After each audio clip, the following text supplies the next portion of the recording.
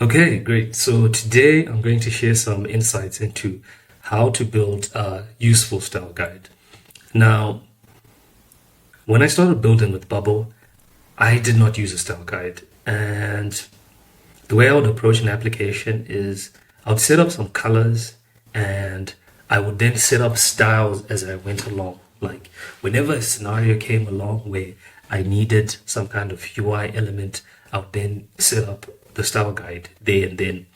And the result of this was that I had a lot of applications that were messy, if I'm being honest. They were messy in terms of how they were organized from a front end perspective, and it made it difficult to maintain or improve those applications easily.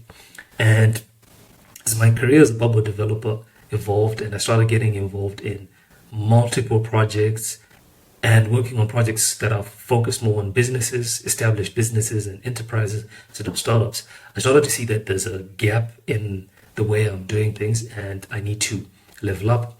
So after some researching, I came across this concept of a style guide, and I watched a tutorial from another Bubble developer and he had set up a style guide, and I took some learnings from that and set up my own, and I've iterated it over time till the point where I have what we're looking at. So I'm just going to walk through my style guide, my thinking around style guides at this moment. It's not perfect, but I think it's effective enough, and hopefully you can learn something useful from what I share. Okay, so let's go straight in. I'm going to cover three topics: why you need a style guide, what makes a good style guide, and how to use the style guide as you go through your development process. So when it comes to the why, a style guide, my understanding of it is that this is the structure upon which the front end of your application sits. If you were thinking of the back end, I would call the database sort of the structure or the bones upon which the workflows and logic of your application sit. For me, the style guide is sort of the database of your front end, right? So yeah, that's a good analogy or perspective to look at it from. And what a good style guide does, basically, it keeps your front end tidy, right? Bubble is so free and extensible. It's very easy to mess up your front end and create something that's hard to manage for yourself or any other developer. So having a really good style guide just keeps everything tidy. And it also helps keep your application consistent in terms of how it looks and in terms of how it performs, such that when you load a page, everything loads really fast, is snappy and responsive in the right way. So that's why you need a style guide. And the last thing about a good style guide is that it creates a system and a structure that allows any other Bubble developer to come into your application and feel comfortable that they understand what's happening on the front end for everything to be rendered as it is.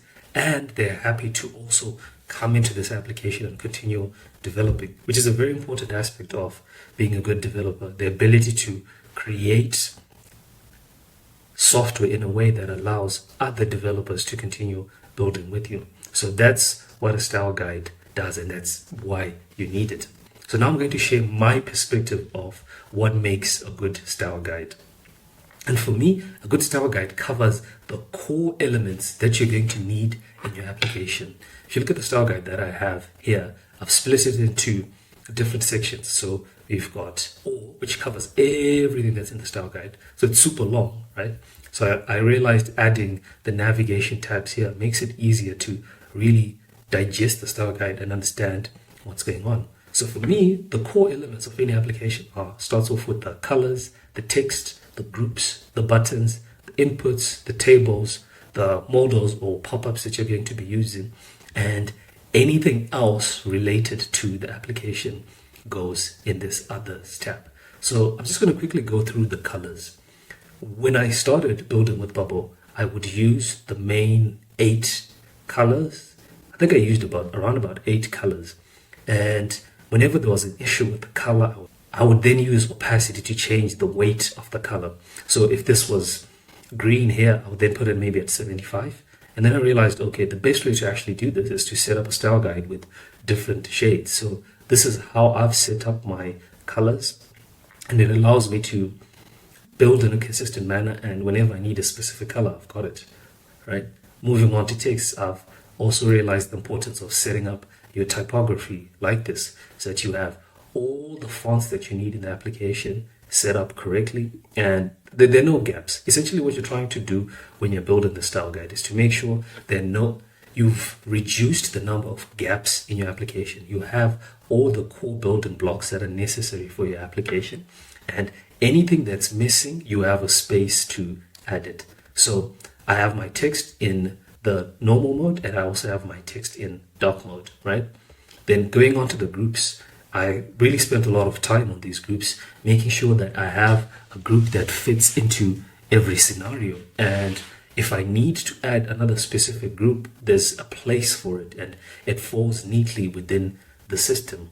And another thing that supports a good style guide is a good naming convention.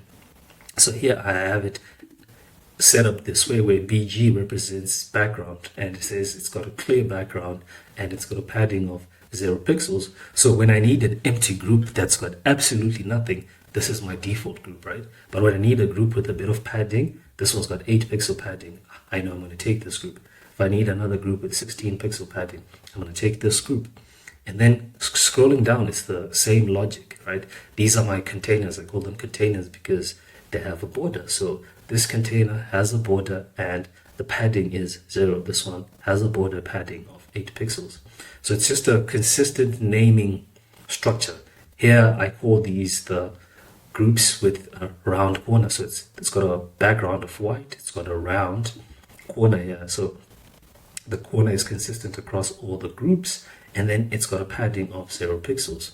So that's how I name my groups, and that's a really important part in terms of building a good style guide, is just having great naming conventions that make it easy for you to find what you need and for anyone else to understand what's going on with the UI. And lastly, I have this section called special containers, and what I do here is if there's any type of group that I hadn't considered that I'm likely to use multiple types, I then come in and add it here as a special container.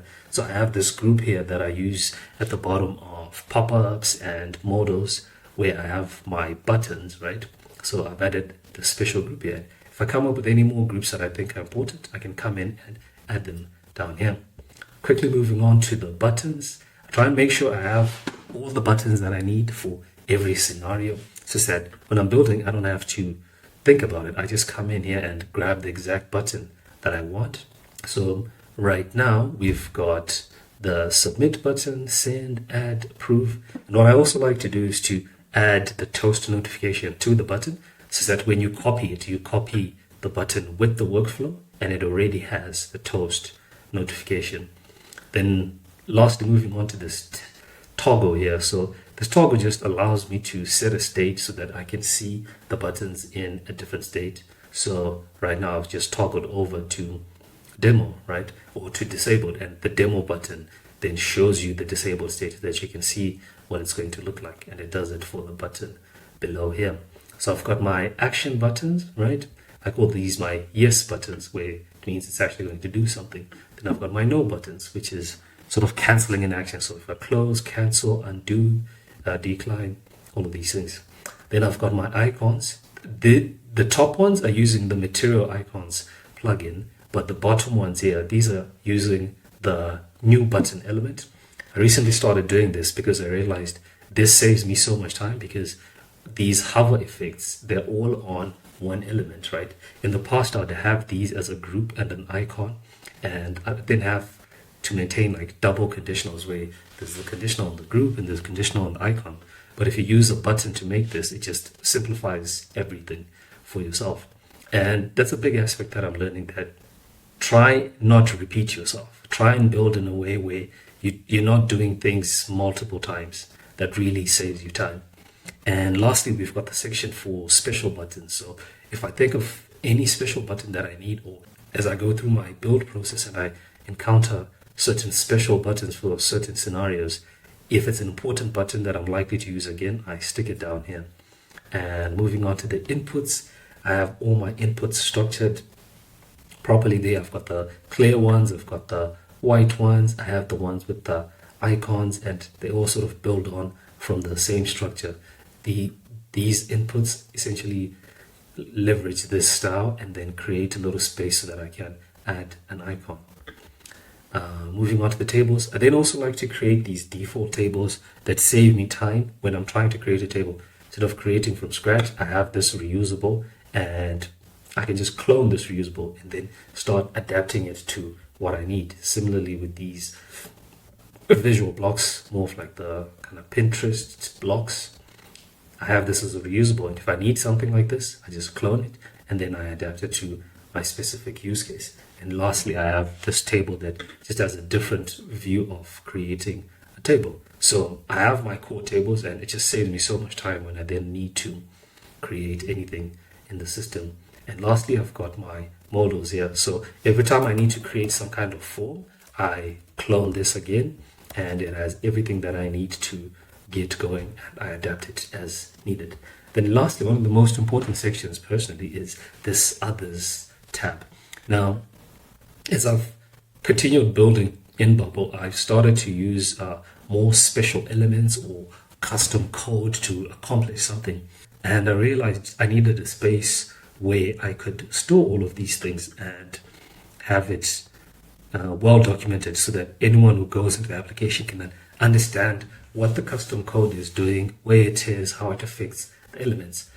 So here, this is a piece of text with a little hand icon here, and right next to this hand icon, if I was in Bubble, it would show you an HTML element, and that HTML element has some code that I'm using to create a custom hover on a repeating group.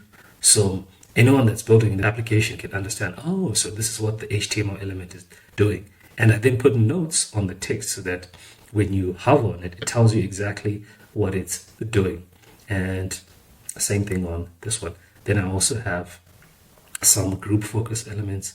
These didn't really fit anywhere in the style guide, so it made sense to put them here. Then same thing with the toast. If you quickly want to get access to the toast, you've got it here. Then I've got another group focus here, and I've got the loading icon spinning there. So those are the core elements of a style guide. And another good thing to do is once you've set up the style guide, it's very easy to then shift over things into dark mode and have everything sorted and ready for your dark mode. So a style guide is really, really powerful, and it's a good place to start when building an application or building a Bubble app. So yeah, I feel like this video is getting a bit long. I'm going to end it here. If anyone wants to know more about the Bubble side, because there's actually another system on the Bubble side that complements what you're doing on the style guide. So if you're interested in seeing that, just comment down below and say, make part 2, explain the Bubble side. And I'm happy to go into that side and show you exactly how I'm structuring things, the naming conventions, and even the documentation that we're doing within the Bubble side.